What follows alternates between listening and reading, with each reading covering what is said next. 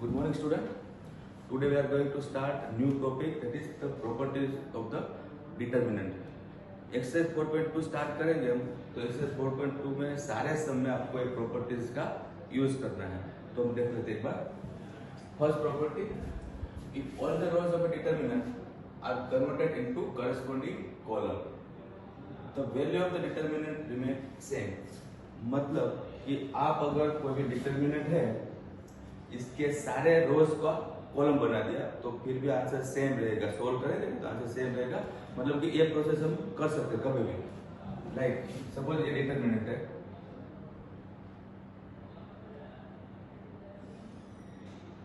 ये डिटरमिनेंट है, ठीक है।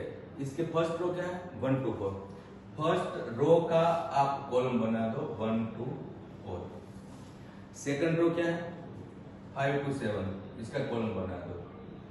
थर्ड रो क्या है, 3 to 1, इसका भी कॉलम बना दो। तो ये क्या हुआ friends, all the rows are converted into column. सारे रोज का मैंने कॉलम बना दिया। तो ये प्रोसेस आप कर सकते हो, फिर भी आंसर सेम रहेगा। इसका मतलब ये हुआ कि इसका आप एक्सपेंड करके आंसर निकालो और इसका आप एक्सपेंड करके आंसर निकालो, आंसर सेम रहेगा। तो ये प्रोसेस हम कभी भी कर सकते हैं। तो इसका सिंबल जो है वो फ्रेंड्स रहता है RI to CI, राइट। यहाँ पे I इसलिए है, इस तीनों रो तीनों कॉलम चेंज हो चुका है, इसलिए I लिखा है, क्योंकि तीनों यूज होता है इसलिए I। अगर आप एक यूज करते हो तो अलग तरीके, लेकिन इसमें यूज नहीं कर सकते। नेक्स्ट प्रॉपर्टी जो है वो है, इफ एनी टू रोज, यहाँ पे कॉलम भी ले सकते हैं, इसलिए ब्रैकेट कॉलम लिखा है, of determinant are interchange, the value of the new determinant is additive inverse of the value of the given determinant. Suppose ये डिटरमिनेंट है, इसमें हमें कोई भी दो रो का इंटरचेंज करने की जरूरत पड़ी, ठीक है। इंटरचेंज मतलब कि फर्स्ट रो, सपोज ये डिटरमिनेंट है, उसमें मेरा फर्स्ट रो क्या है फ्रेंड्स, 1 to 4, इसका आप सेकंड बना लो। तो सेकंड रो क्या है, 5 to 7 है, उसका आप फर्स्ट रो बना लो। और थर्ड रो को कुछ मत करो। ओके, क्या किया हमने, first row and second row को इंटरचेंज किया। तो ये जब भी आप करते हो तो आगे माइनस लिखना है, क्योंकि इन्होंने लिखा है value of the determinant is additive inverse of given determinant. तो आप ऐसा कभी भी चेंज करो, एक बार चेंज करो तो एक बार माइनस, दो बार चेंज करो दो बार माइनस, ऐसे आपको सिंबल देना है। इसका मतलब ये हुआ कि इसका आंसर सपोज 20 निकलता है, तो इसका आंसर जो है वो भी 20 निकलेगा, लेकिन आगे माइनस आएगा, राइट। तो -20 हुआ। तो इसका सिंबल ये रहता है R। हमने किसको चेंज किया है, फर्स्ट एंड सेकंड रो। तो R1 इंटरचेंज विद R2।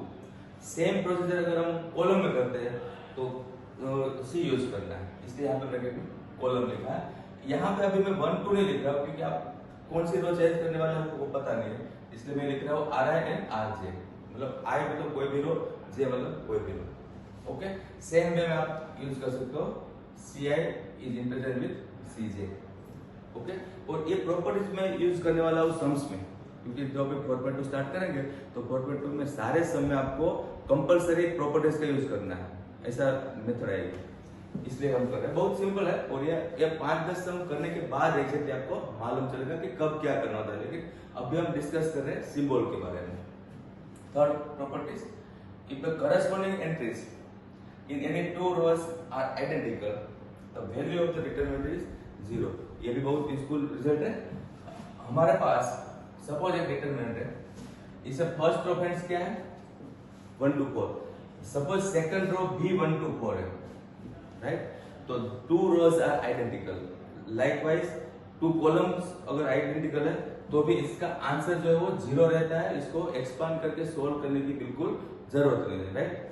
हमने सीखा था फॉर्मेट में एक्सपेंशन, वो एक्सपेंड करने की जरूरत नहीं है, डायरेक्टली आप लिख सकते हो कि इसका आंसर 0 है। ओके, कब, two rows are identical, right. Third property, if each element of a row of a determinant is multiplied by constant k। Suppose आप क्वेश्चन जब कर रहे हो, मैं यहाँ पे वापस एग्जांपल लिख रहा हूं,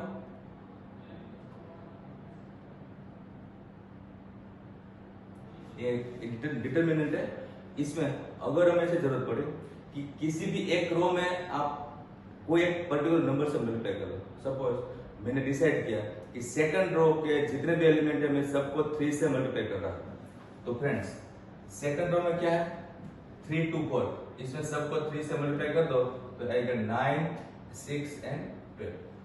first row same, third row same.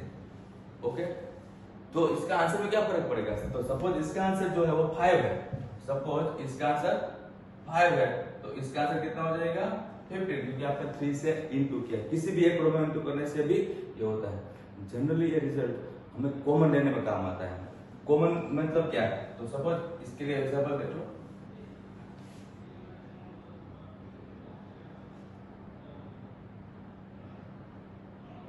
Suppose ये डिटरमिनेंट है, इसमें फर्स्ट रो जो है उसमें से मुझे 10 कॉमन लेना है।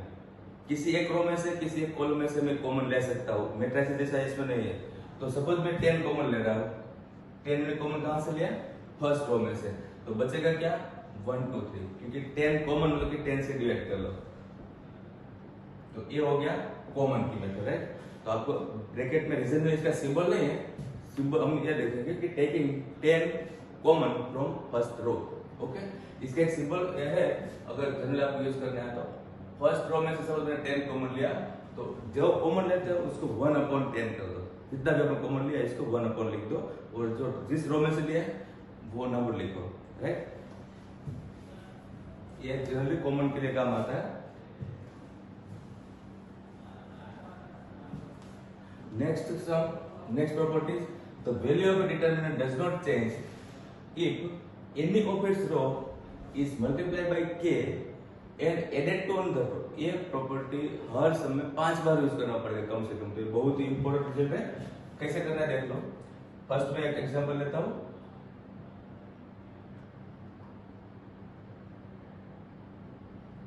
ये डिटरमिनेंट है, ठीक है।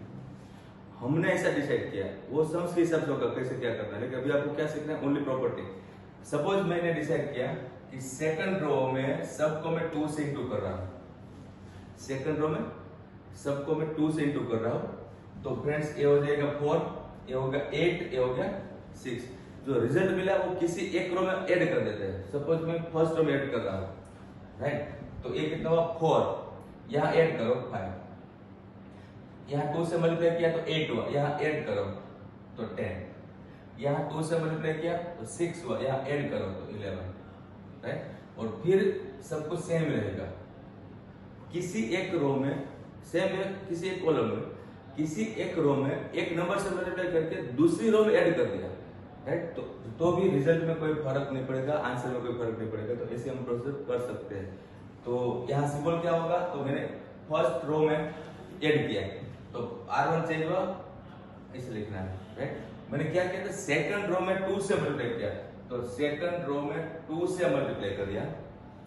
सेकंड रो में 2 से मल्टीप्लाई करके फर्स्ट रो में ऐड किया, तो ये इसका सिंबल हो गया। राइट, तो ये सिंबल में जनरल लैंग्वेज में लिखता हूं क्योंकि ये तो पर्टिकुलर 1 2 मैंने लिखा है। तो हम लिखेंगे RI प्लस RJ, जे मतलब कि कौन सी रो पता नहीं, उसके आगे हम के रख देंगे क्योंकि किससे मल्टीप्लाई करेंगे वो भी पता नहीं है। तो ये प्रोसेस जो हम हर समय करने वाले 4-5 बार एक ही समय कम से कम। तो ये इसका सिंबल है। लेकिन कब क्या करना है वो सम्स देख के मालूम चलेगा। अभी हम 4.2 स्टार्ट करेंगे तो आपको पता चलेगा। तो ये सारी प्रॉपर्टीज हम इसमें यूज करने वाले हैं। इसको छोड़ के एक और प्रॉपर्टीज है, वो है प्रॉपर्टीज नंबर 6। ये डिटरमिनेंट है। ये समझ लो यहाँ पे ये second row and third row मैंने लिखा है। फर्स्ट रो में यहाँ पोजीशन ऐसी है a plus B, a plus x, b plus Y, c plus z। ये मैंने एग्जांपल दिया है। तो फ्रेंड्स इसमें एक रो में डबल एलिमेंट है, एग्जैक्टली पता चला। एक कोई भी एक रो में डबल एलिमेंट है, तो एक डिटरमिनेंट में से 2 डिटरमिनेंट बन जाएगा इसका। वो कैसे? तो 2 1 5 जो सेकंड रो है उसको सेम दोनों जगह पे लिख दो। बहुत सिंपल मेथड है। 3 4 1 भी दोनों जगह पे लिख दो। और फर्स्ट रो में जहां पे डबल एलिमेंट है उसमें एक लेफ्ट साइड का एलिमेंट फर्स्ट में लिखो, तो यहाँ आएगा ABC। राइट साइड का एलिमेंट x y z है, वो यहाँ पे लिखो। ओके, तो ये क्या हो गया? एक में से 2 डिटरमिनेंट। ओके, सेम वे में इसको मैं रिवर्स भी यूज करने वाला हूं। तो रिवर्स कैसे यूज करना है, तो ये देखो, सपोज यहाँ पे 2 डिटरमिनेंट है, ये 2 में से एक बनाना है। तो आपको पहले ये सोचना है कि किसी भी रोज, कोई भी 2 रो सेम है कि नहीं होगा, तो कॉलम भी चलेगा इसमें। 2 1 5 2 1 5 सेम है, 3 4 1 3 4 1 सेम है। तो वो आप एक बार लिखोगे, 2 1 5 3 4 1 सेम एक बार लिखो, और जो डिफरेंट एलिमेंट वाली रो है उसको प्लस कर लो। Means a plus x, b plus Y, c plus z. a plus x, b plus Y, c plus z. मतलब कि 2 डिटरमिनेंट से एक डिटरमिनेंट बनाने के लिए आपको 2 रो का या 2 कॉलम का मैचिंग होगा, तब ये कर सकते हो। क्लियर? तो इसका भी हम कभी कभी यूज करने वाले हैं, लेकिन इसका ज्यादा यूज होगा। तो ये हो गया आपका डिटरमिनेंट का प्रॉपर्टीज। ओके, सारे प्रॉपर्टी पर देख लो, और आपको अपनी कॉपी जो नोटबुक बनाते हो उसमें भी लिख लो। अब हमें स्टार्ट करना है एक्सरसाइज 4.2।